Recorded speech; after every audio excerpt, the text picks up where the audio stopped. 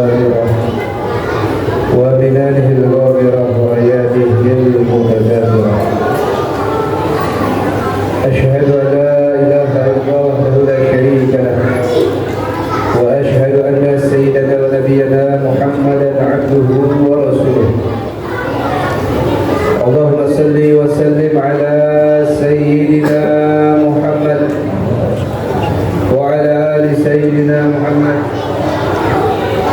أما بعد فيا عباد الله اتقوا الله لعلكم ترحمون. قال تعالى في كتابه العظيم وهو أصدق القائلين: من عمل صالحا من ذكر أو أنثى وهو مؤمن فلنحيينه حياة طيبة ولنجزينهم أجرهم بأحسن ما كانوا يعملون. وقال رسول الله صلى الله عليه وصحبه وسلم: اتق الله حيثما كنت وأتبع السيئة الحسنة تمحها وخالق الناس بخلق حسن. صدق الله وصدق رسوله النبي الحبيب الكريم، ونحن على ذلك من الشاهدين والشاكرين والحمد لله رب العالمين. Hadirin rahimakumullah, syukur alhamdulillah di siang yang penuh berkah ini kita dapat berkumpul bermuajah di tempat yang mulia, di hari yang mulia, di saat yang mulia, dalam rangka melaksanakan kewajiban kita sebagai kaum muslimin untuk salat Jumat. Mudah-mudahan segala amal ibadah kita diterima oleh Allah Subhanahu wa taala. Tak lupa salawat beserta salam kita hatur kepada junjungan kita, penghulu kita, pemimpin dunia dan akhirat, Nabi besar Muhammad sallallahu alaihi wasallam. Hadirin rahimakumullah,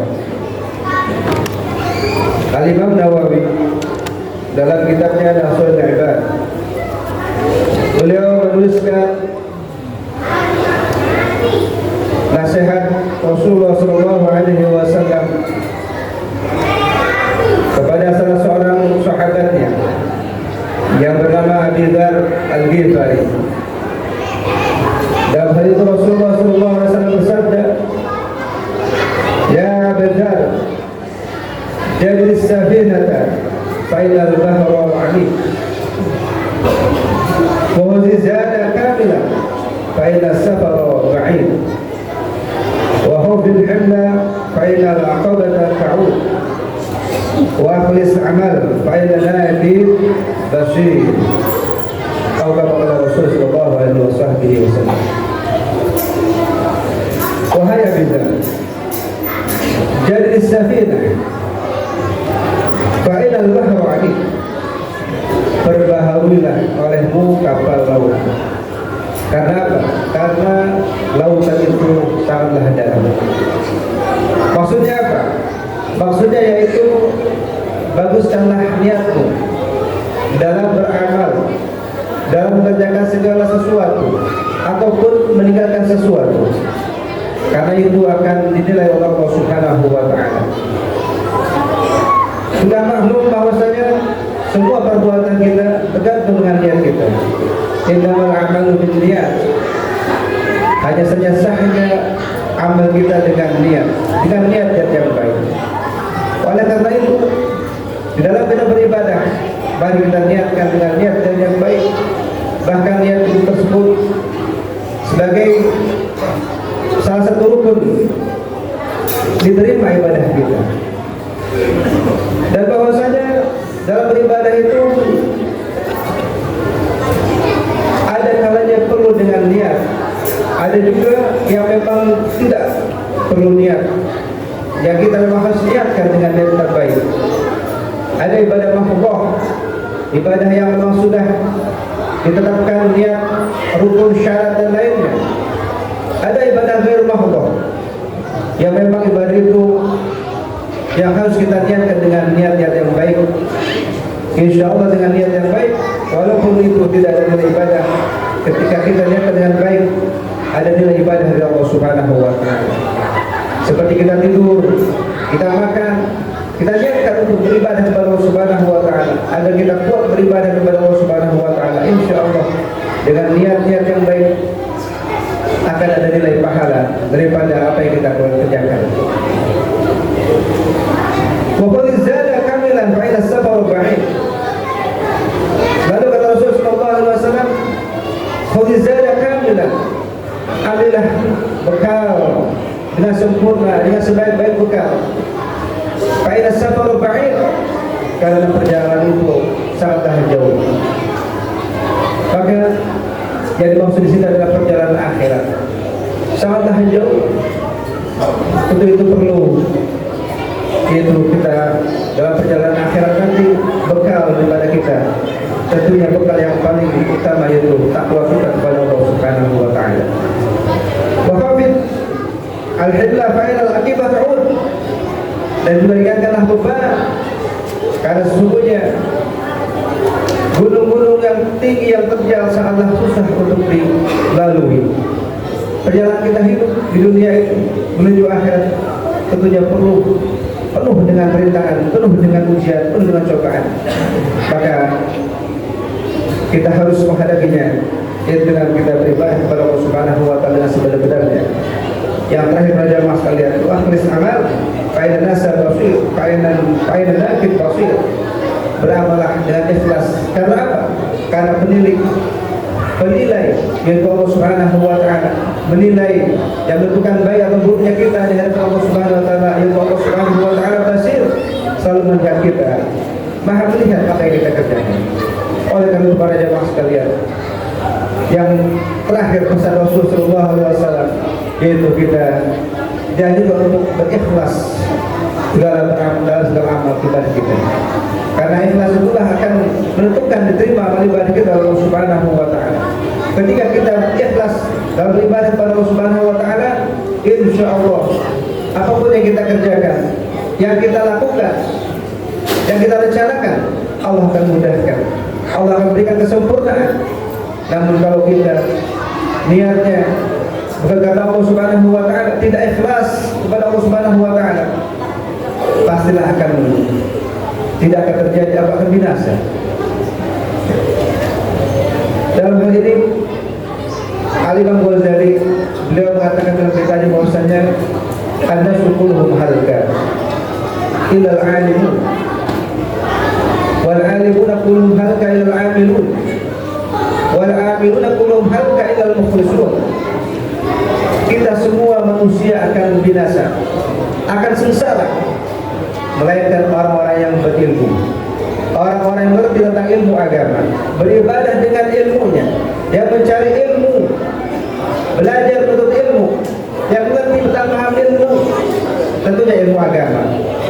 Namun al-alimuna kulluhum halka ilal amilun, orang-orang yang berilmu pun akan binasa, akan sengsara di hadapan Allah Subhanahu wa taala, melainkan amilun, orang yang mengamalkan ilmunya. Dan orang-orang yang mengamalkan ilmu pun akan binasa. Al-amilun kulluhum halka ilal mukhlisun, mereka orang yang ikhlas kepada Allah Subhanahu wa taala. Maka kita tuntut oleh Allah Subhanahu wa taala untuk benar-benar beribadah ini dengan ilmunya, dengan tata cara yang betul. Maka kita diwajibkan untuk mengaji, mencari ilmu agama, sehingga agama ibadah yang kita ajarkan, yang kita jalankan benar-benar menurut syariat, diterima oleh Allah Subhanahu wa taala. Dan tidak itu saja sampai itu. Ibadah yang kita kerjakan di samping harus dengan ilmunya, harus kita amalkan dan juga harus ikhlas karena Allah Subhanahu wa taala. Karena ikhlas itulah penentu diterima oleh Allah Subhanahu wa taala amal ibadah kita. Wal mukhlisuna ala haqqil azim, namun ikhlasnya kita pun tetap masih dalam tanda tanya besar, karena penentu yaitu Allah Subhanahu wa taala. Walaupun kita telah mempunyai ilmu yang banyak, beribadah dengan ilmunya, lalu kita berusaha dengan ikhlas dalam beribadah, namun Allah Subhanahu wa taala menentukan kehidupan kita di dunia maupun di akhirat nanti, selamat atau tidak selamat. Para jamaah sekalian, yang terakhir, bahwa saya sedang alihkan wajah di dalam menentukan atau mencikapi tentang masalah ikhlas, keikhlasan seseorang dalam beribadah. Beliau menggolongkan orang-orang yang beribadah dalam ikhlasnya ada 3 perkara. Ada orang-orang ikhlas beribadah karena Allah Subhanahu wa taala seperti tujar, seperti para pedagang yang mereka beribadah mengharap pahala dari Allah Subhanahu wa taala.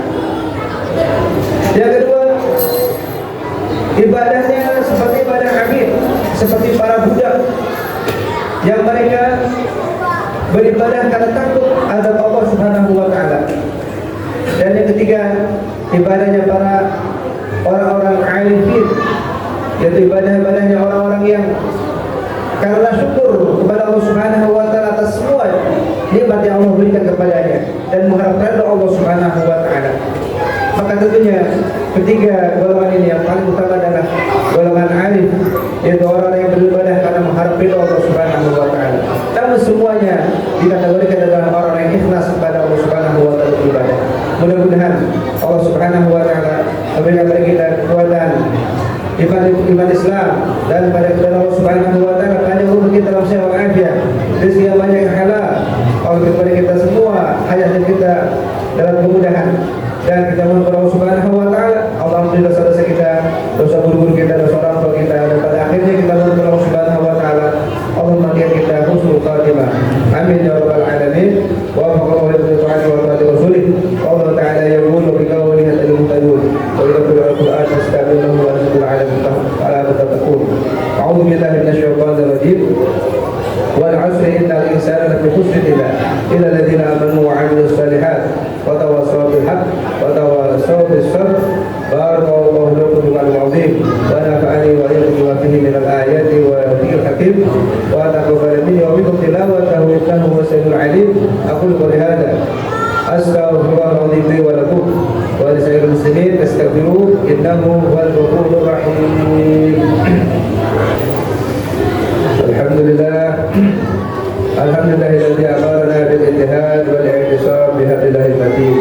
أشهد أن لا إله إلا الله وحده لا شريك له إياه نعبد وإياه نستعين. وأشهد أن سيدنا ونبينا محمدا عبده ورسوله المبعوث رحمة للعالمين. اللهم صل وسلم على سيدنا محمد وعلى آل سيدنا محمد. أما بعد فيا عباد الله اتقوا الله ما استطعتم وسارعوا إلى مغفرة رب العالمين واعلموا أن الله تعالى أمركم بأن به بنفسه وثناء بالملائكة بالمسابحة بكله. فقال تعالى في كتابه العظيم إن الله وملائكته يصلون على النبي يا أيها الذين آمنوا صلوا عليه وسلموا تسليما. اللهم صل وسلم على سيد المرسلين وعلى آله وأصحابه وأزواجه وذريته أجمعين. وأرضهم على أربعة الخلفاء الراشدين ساداتنا أبي بكر وعمر وعثمان وعلي وعلى بقية الصحابة أجمعين وتابعين ومن تبعهم بإحسان إلى يوم الدين وعلى ومعهم وبهم برحمتك يا أرحم الراحمين. اللهم أصلح جميع المسلمين وانصر الإسلام والمسلمين واهلك الكفرة والمشركين واهلك عبادك إلى يوم الدين. اللهم اغفر للمسلمين والمسلمات والمؤمنين والمؤمنات الأحياء منهم والأموات إنك سميع قريب مجيب دعوات.